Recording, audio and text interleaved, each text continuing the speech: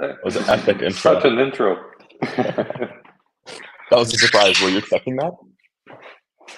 I was not. I was not. Yeah, Matthew was prime always time for keeping that. big surprise like that. Yeah, yeah. Thank you, Matt, for the sick intro. Welcome, everyone. Good to see you again. I'm joined by Elwa this week. How's it going, Elwa? How you doing this week? Doing fine. Doing fine. It's nice outside. It's winter. It's summer here finally. So like real summer with leaf and stuff. So that's great. And we have some people in the office. So it's lovely. What about Nice, you? cool. Good. Yeah, hanging out in New York. Loving it. It's been great. Still here. Um, Yeah, sorry, Shexologist, that it's Elwa and me and not Match, the CEO. But at least Elwa's there. I guess that's thank you. I feel good about that. Yeah. So, no, I'm just joking. I'm just joking. We have a lot of things to talk about this week. We have some questions and we've got some new exciting topics to discuss. So Elwa, how many kilometers are we at now in terms of kilometers accrued on our scooters? 5 million kilometers recorded. Recorded meaning with scooters that are app enabled. So officially 5 million. If we include all the scooters we sold before that, we can collect the odometer, probably double that. But it's a big milestone for us. And it's nice because we see it's growing exponentially. Like from 1 to 2, it took like a while, and then like 2 to 3, 4, and 3 to 4, 4 to 5 was so quick. So Mhm. I'm excited to see how it evolves over time, this growth. Yeah, how many kilometers are we getting per month at this point? 500,000 this month. 500,000 this month. Okay. Okay. Yeah. For those of you In who the don't month know, of we have April. So mhm. that's For those of you who don't know, we have a goal, our end vision. We want to be at 1 billion kilometers. So still a drop in the bucket, but definitely on the way, which is great. Cool. What else do you have for us this week? So yeah, 5 million kilometers. I guess shout out to everyone who's been recording their rides. Please continue to do so. And it's important for you to record your rides because you can earn amps, use those amps, and all of that has been released on the app. Elwa, is there anything new as well that was put out from the app side for everyone? outside what? Well, there is the ride recording slash like the linking your account for the mileage point. So we've seen a lot of people are recording their rides. That's nice. But once again, now when you record your ride, you're gonna get EMPS, which is our reward point system, and that's gonna be, you can then exchange that for a discount on the website. So basically, you're getting paid to ride your scooter and record your ride. So that's pretty sweet. We had the way you change the color on the Pro has been enhanced now, so it's easier to select like the precise shade that you want on the spectrum. It's updating directly on the scooter instead of having click like on set the color, see if you like it, and then change again. So it's just nicer. And lastly, the turning signal on iOS, that you can now leave the turning signal indefinitely blinking if you want to. If you think 7 blink is too short, that is now available for all the 2024 models. And again, for all the previous model, it's going to come later on once we are able to update the display of your scooter. Cool. Yeah. I know there's some more stability stuff that we're working on and then more features to come later. But those were some requested features for a while, especially the turn signal, duration of the turn Yes. signal indicators. So glad that that one is finally out. I'm assuming now we're gonna get the opposite feedback of, oh, what's going on? I have to press it Probably. again to turn it off. But we're used to it. I do think it's nice to have the option, obviously. So um, cool. And then from the hardware sides, the City kickstand is available finally. Um, Check it out on the site. Yeah, stock is limited, but it's there. I believe it's 49 USD, if I remember correctly. Matt, maybe you I don't can know. drop that in the description there. But yeah, so what's new about this kickstand? What is different about it? So it's our third iteration of a kickstand on the city. The first one was fully plastic, it was cracking. Second one, we put the metal piece inside, but there was still some problem with it. Of like the metal part was fine, but then the plastic part around it was cracking as well, so annoying. And now we went just full metal, so it's made of 3 part of aluminum, and you can also adjust the height of it if you want to use it even for another model. But yeah, full metal. The spring is outside now as well, so we were able to put a bigger spring. So there's a lot of tension in the spring, and it's nice because this one there's a rubber mat at the bottom, so it's better for your floor as well. And there's more grip there because we put a pattern in it, so it's a very nice rugged kickstand. And that's a kind of kickstand, that when it's unfolded, you can basically stand on the scooter and it's strong enough. So that's what we want for our kickstand. Yeah, finally. I think the kickstand was maybe the last remaining item that we needed to solve, Yes. and we solved it, and it looks so nice. It matches the accents of the scooter as well. It really stands out. So yeah, Matt just posted the prices, so 69 Canadian, 49 USD on the website. Just hop over there and buy the stand. And super easy to install, right? Yes. 2 screws takes 2 screws. 3 minutes, and you can do it with the tools included in the toolkit. Cool. Great. Okay, amazing. I think that was it for our updates, unless you have something secret that you want to share with everyone. No, Oh, absolutely nothing. Okay. Not this week. Yeah, right. A lot of stuff going on, but we can share. That was very secretive. Even I hear about stuff from out of nowhere, out of the blue. All right, let's get to the questions. What's up, everyone? So we'll start with Greg Veris. Can you guys add a feature to the app that records the last known battery level? I often plug in the charger, which shuts off the scooter, and then I realize I want to know what the battery level was. Yeah, that's a good idea. We do record. So what you could do if you record your ride, you could go in your the ride you just completed, and you're gonna see the battery level there. Yeah, we do save information when you disconnect, so maybe we could add this. It's a good point. We will look into it. And something we talked about previously is maybe also telling you how much. So let's say you turn off your scooter, we grab that you're at 80% charge, for example. Well, we could display automatically that when you finish a ride, the battery level is X. Well, it's going to take 2 hours to charge. Display it directly in the app. That could be convenient. So yeah, we'll look into it. Thank you, Greg. Cool. I read somewhere that you shouldn't use regen braking when the battery hasn't been discharged to at least 90%. What's the worst thing that can happen if you use regen above 90%? Honestly, not much. Well, I always do, right? I always try to break our controllers, and I've never been able to break one. The only thing I observe I'm writing prototypes right now, and when the battery is at 100% and I slam the regen, the prototypes they're really powerful. It's like limit the scooter. It's like if you're entering like a thermal protection almost, because there's too much juice. That's the only behavior that we observed, because there's like a second circuit that it's not going to overflow in the battery. It's going to be the controller, and the controller is going to limit itself. So that's the worst thing that can happen. So yeah, it's to answer your question, the worst thing that's going to happen is your controller is going to limit itself, and then you need to turn off and then turn on the scooter. We could have made it that it's deactivated for the first 90%, but it's like this on electric cars for obvious reason. They deal with a lot more current and voltage, and it's like low-key dangerous when you're like not expecting it. You drive with just one pedal, you let go of the pedal, your car is full, and it just doesn't stop, it continues. You have an option on electric cars that it can press the mechanical brake to compensate, but which we can obviously not do on electric scooter. So it's like when we say wait for your battery to cool down before charging it or whatever, nothing is going to happen. It's just better for the battery overall to follow these guidelines. So yes. Cool.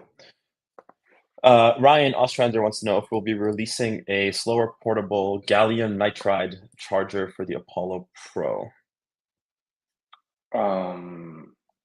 I guess any Oh charger no, innovations coming. absolutely not. So at least that's not in the roadmap. So why would you release that? I guess it can be smaller, right? And it's not gonna eat up as much. No, it's not in the timeline. I'm in the roadmap. I'm looking at how do we call that? Like the chargers that you can do 80% or whatever that people have been requesting. I found one, so that's ongoing. But a smaller one, no, not for now. I've seen a lot of these for phones, but for scooters, not yet. And the thing with chargers, like okay, for phone, it's one thing because it's such a big industry. For scooter, it's a much smaller industry, and we need certification for the chargers, right? They need to be approved by a bunch of different laboratories. So I cannot just take any charger off the shelf and like start selling it. So it would be interesting though, because I agree the charger of the Pro is massive. But yeah, I'll look into it. I'm curious. Cool. And then, yeah, just some connection issues with using the app to enable and disable the lock mode on the scooter, it taking it too long, and then getting some errors. If this is a known issue, I would just say for that kind of stuff, probably support is going to be best positioned to take a look at it.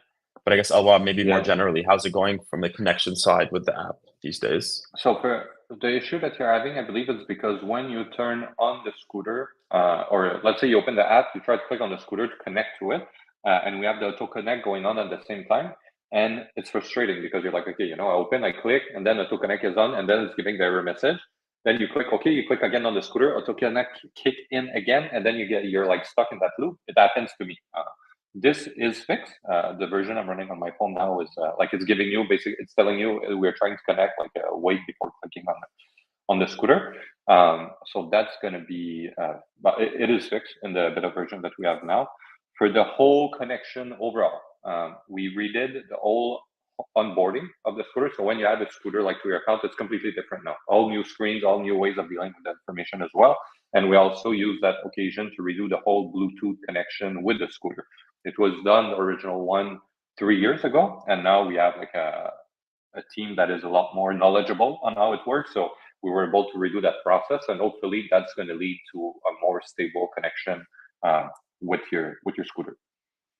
So right now it's in beta, like internal within the company. It's going to be pushed probably next week to the beta testers that you can all join if you want, and you're going to be able to see the difference about the bugs that you're mentioning, Ryan.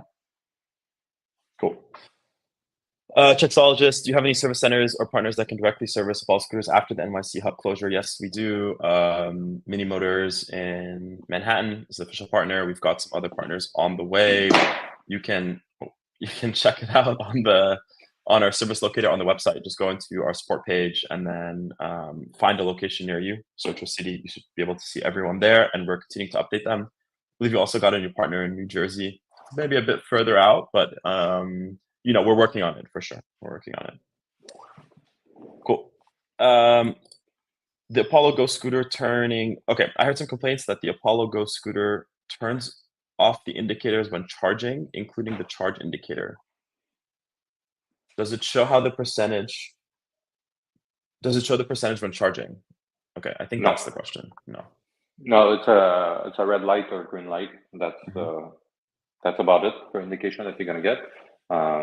We explained before that to see, let's say, the percentage on the screen or whatever, you need a smart BMS. Apparently, I think there's a way around it to be able to communicate that information and stay on-ish while the scooter is charging. So, yeah, for now, the best option we have is what Greg described at the beginning, that maybe we indicate via the app how much time it's going to take to charge, as we cannot display it on the display at the moment.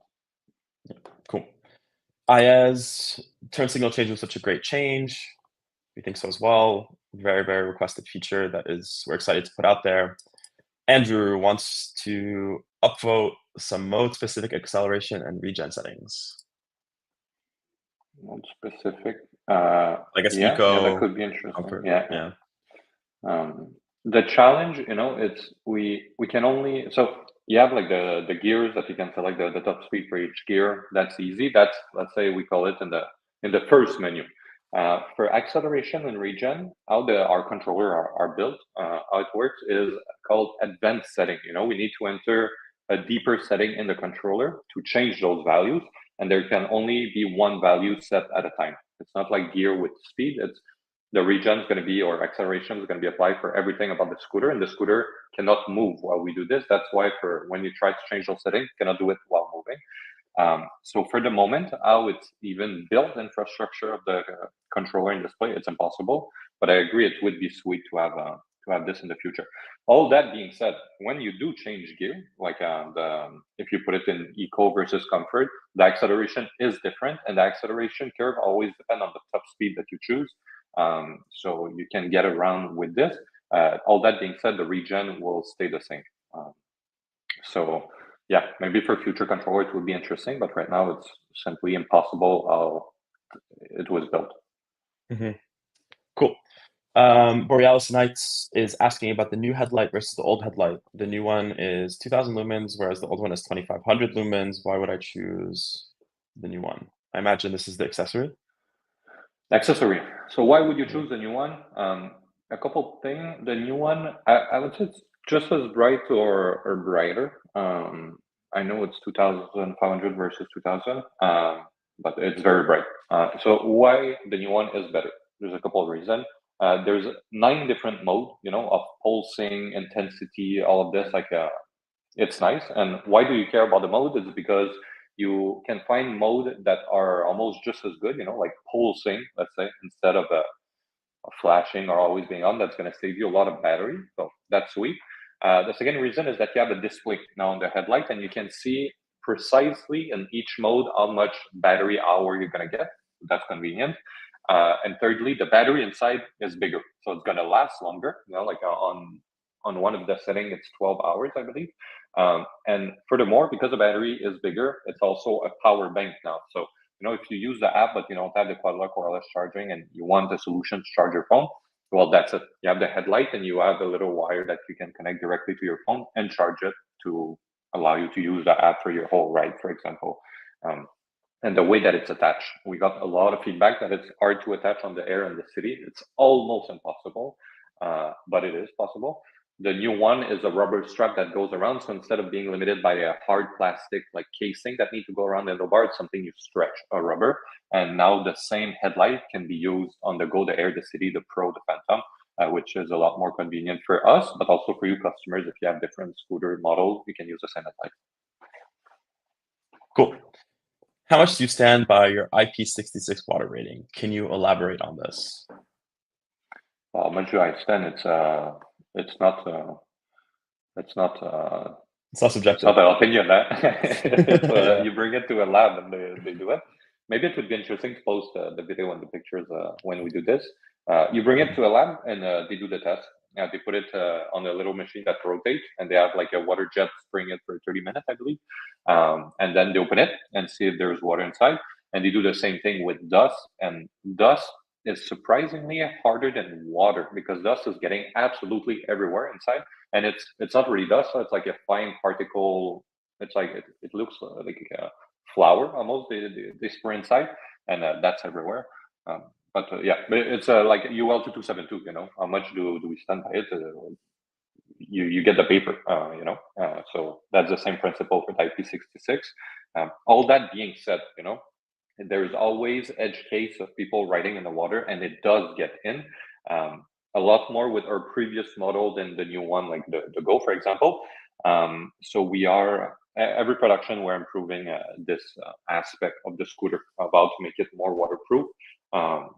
Literally every production, there's a little thing different that we're like, okay, we're gonna add more silicone here, or there, and we see good results so far. The thing with the IP66, like I just described, they put it on a turning table, that rotate and they spray water. One thing that they do not capture is when the scooter ride on the road, on wet road, and you have all the water being sprayed out the fender, sometimes going like directly against the deck, or the suspension. You can't really replicate that with the tests that the laboratory do. So that's on us after that to see those edge case with the process I just described. Yeah, I mean it's an international standard, right? We have no involvement in that It's not like we're paying them to like give us the stamp of approval or whatever. So yeah, I guess we stand by it as much as the lab that does the IP test stands by it. Cool. Go Beta folks never got their toolkits. This is from Martin. Are you considering sending them? I didn't know. So I guess yeah. We could. Yeah. Uh, Cool. We'll make a note of that. Thanks for bringing that up, Martin. Andrew, I noticed the navigation in the app is not using the bike route that Google Maps uses. Question. Definitely it does use bike route, 100%. I use it every day, the app, to come to the office, and it does use bike route. I think the difference with Google Map is Google Map, they have something called, they have another service for bike route that is a lot more precise than everything else. We use Mapbox, not Google Map. And like you can see, basically, if you go on the Google Map API, you can select something like a bike, or it's like alternative route, like trail route, something like that. But you can see where everyone rides, and because Google is connected to everyone's phone with like Google Chrome, for example, you just get so much data. So to answer your question, we do use bike route, but I believe there's just some routes that are not logged inside Mapbox because of what I described.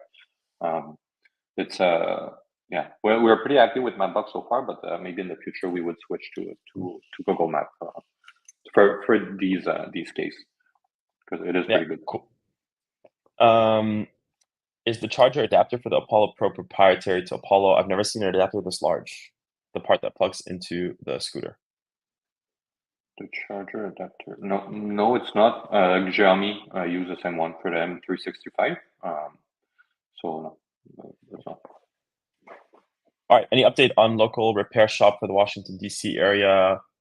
Not at this time. I know it's a top priority on our list, along with Seattle and Chicago. Those are like the three big ones that we're looking to secure.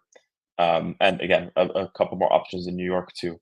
So at this point, no. But if you know of any shops in your area that do scooter repairs, please let us know. As well, we'd be happy to reach out and give them a call. And then second, when will we get amps for the past rides credited? That's a good question. I need to check with the team. I did check last week and told me it takes like a couple hours to do. When we're finishing the sprint, like I would say before the end of the month, we're gonna send you an email when we do it. But it's really just us that need to do it. You're all gonna get it. Cool. All right, Martin, with a suggestion, look at addressing that the turn signals override the brake lights. Turn signals need to work independently. Thank you for the suggestion. JJ, we need the seat for the Pro. Yeah. So it's probably gonna happen. You know, Justin's been riding it a lot. It's so if we do a seat, right? We want to do a seat that's gonna fit all the models. So all the CDs are already pre-drilled to accommodate a seat. Same thing for the Apollo Pro. The Air, I don't think so. So the idea is to make a seat that, well, it's a lot lighter than what we did before. The one we did before was like 75, 80 pounds, ridiculous. Lighter with you to like a tubular frame, and also with different brackets fit on the City and the Apollo Pro. So we're looking into it. It's on the roadmap. So we're gonna have more update on that shortly. But I agree, it would be really cool. Cool. Yeah. Just a quick note on tires. I'm seeing some comments here about Go tires specifically.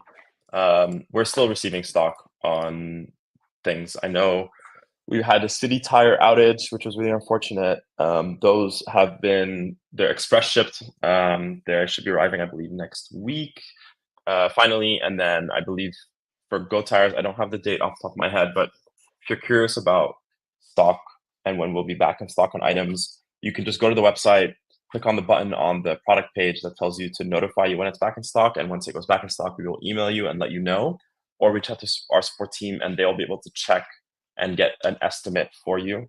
And then another just quick follow-up on that is all the parts come from us. So I guess like a repair shop won't have these parts. I mean, not usually.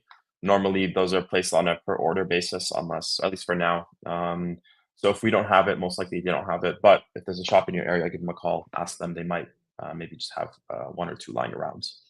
And if you really need something and you're in a really big pinch, reach out to our support team. We can maybe pull a part for you. We do that all the time for people who have been facing out of stock issues and are okay with just taking a used one. We'll just pull it from a scooter that we have in our repair center and ship it to you. So that is for you guys. Cool. My Pro stem latch keeps loosening. Was that part of the free replacement program? If so, do I need to sign up for this? A Pro stem latch. I guess the folding mechanism. Like the folding mechanism is getting loose? Maybe. Well, that doesn't happen usually. I would say if that become loose, it's well, two things, right? First one, do you have side rub screws that prevent exactly that? So make sure they're tight. And if you see that everything is tight and it's still loose, I would say just add Loctite on everything. We will be shipping new folding mechanism for the Pro to everyone, along with the grip tape that we mentioned before. So you can also just wait for this one to come. It's going to be shipped in the next 2 weeks, roughly. But yeah, Loctite, follow the video that we have on YouTube and just add Loctite on those screws and then adjust it. And it's important when you have Loctite to let it dry for like 24 hours before taking your scooter, so it can really, it's going to pass from liquid to semi-solid, the Loctite, and really jam everything in place. Cool. Is it safe to use a hose to wash off the Pro deck and wheels? Yeah, it's okay. Just do it from the top, because how it's designed. Like me, when I wash my Pro, I just do it straight from the top, not even the side, and definitely not from under to not go in the direction tube and then in the neck and in the body. So yeah, for the top, it's completely fine. Just be careful with the headset and the throttle, as those are the more sensitive parts usually. But for the deck, it's completely fine. Cool. Will your future models of the Apollo Air and City feature the stem lights and deck tail lights like the Go? It would be logical to follow this design pattern. Cool. Will the Apollo Explorer come out? Well, thank you, Lawrence, as well. We're happy to do Scoot Group Fridays. Couple last questions here. Will the Apollo Explorer come out next year? It features a swappable battery, right? It does feature a swappable battery. However, I'm not sure if it's going to come out. I don't know. Unless probably not. Probably not, honestly, guys. That's such a great scooter. I'm still riding it to this day. But yeah. It's so difficult to convince all of you that it is the way to go. So probably not. But again, we see more and more scooter adopting this platform method. With the Tour, the Pure, and other one that I saw in China. So I think it's gonna have its time, the Explorer, but it's not just yet. Yeah, we went back and forth. We had a big team meeting, moment of truth discussion about the Explorer. I mean, I remember when I first wrote it, I loved it. I thought it was so cool. But yeah, I was in the camp that was like, no, I don't think it's the right time. It's for me, it felt a bit too big. I think on a smaller profile, it would have been great. But yeah, the swappable battery is super exciting. We have that built in now, so when the time is right, we'll maybe it'll be revived. And Matunga, serait-il possible d'avoir des nœuds self-healing pour la Phantom? In English, would it be possible to have the self-healing tires on the Phantom? Self-healing tires, we add them. Martin in this chat tried them for us. Thank you, Martin. Hard to be retro compatible because of some tolerance issue, but possible to do during production. We just took the decision, to not put. Every time we change something, there's a lot of different spare parts that comes with it, right? So let's say I change a tire and you need to change something about the brake bracket, the brake itself, or the way, the washer necessary to hold the motor in place because it's a different motor, it's not a split rim. It's a lot of new spare parts for us. When we said multiple times that that now we have the Phantom updated for 2024, but after that, that's it. We're spending our effort on the next generation of models. So for now, no, it is not available and will not be available. All that being said, someone could buy a 10-inch. Yeah, no, it's not available. You can try to DIY something yourself, but yeah. We don't recommend it. We never recommend DIYing stuff yourself. Cool. And then one last clarification. For the Notify when back in stock, it's actually not available for parts on the site. I was mistaken, but it is going to be added to our roadmap for the website. So that will become available. I believe it's just accessories and scooters. But we'll work on that as well so that you guys can know when spare parts are back in stock. Cool. I think that's it for today. Eloi, any closing remarks? There was someone mentioning that the speed was always resetting for them when they set it, Yes. the advanced speed. That is fixed in the sprint. Again, it's in the internal beta, so it's going to come. Sorry about that. We have 20 bugs logged for iOS that are being fixed. And there was something else I saw here. Change the speed and come back. Same thing for Imperial to Metric. Just make sure you have the latest version of that because Imperial to Metric should have been fixed. So this is weird. And lastly, there was someone saying that I learned that tubeless self-link tire is far more prone to flat due to a bed to rim attach, wear out, or issue than a puncture. No, that's it. No, it's really not. Honestly, our tires are lasting a while. Again, the 5 million kilometers. We can see how many tires we sold for the tubeless model, and it's a lot less than what is with tube inside by like multiple of tens. It's insane. Yeah. So yeah, they do last a lot longer. Yeah, I remember every time I would pull up our report of our sales history, looking at products sold, the tube tires, the inner tubes would just be by far like number one on the list. And then we release self-healing tires, and they're not even in the top like 20 right now. So this and a brake pad, right? Yeah, those were the exactly. two big ones. So great for our riders, maybe bad for Apollo as from a business standpoint. But it's great. More people, more time spent on the road is what we want at the end of the day. Yeah, but no, that's it for me. And again, we have so many interesting things that we're working on, but we can't share it yet. But a lot of cool stuff in the pipeline. And to everyone that is watching this live, if you could take 2 minutes and go give a 5-star to the app, I would appreciate it. With a nice review. We are fixing everything. It's coming. It's already a lot better, but yeah, it would go a long way for the whole team that is working hard on it. So thank you. Cool. All right. Thank you, guys. Appreciate it as always, and see you next week. Bye. Bye-bye.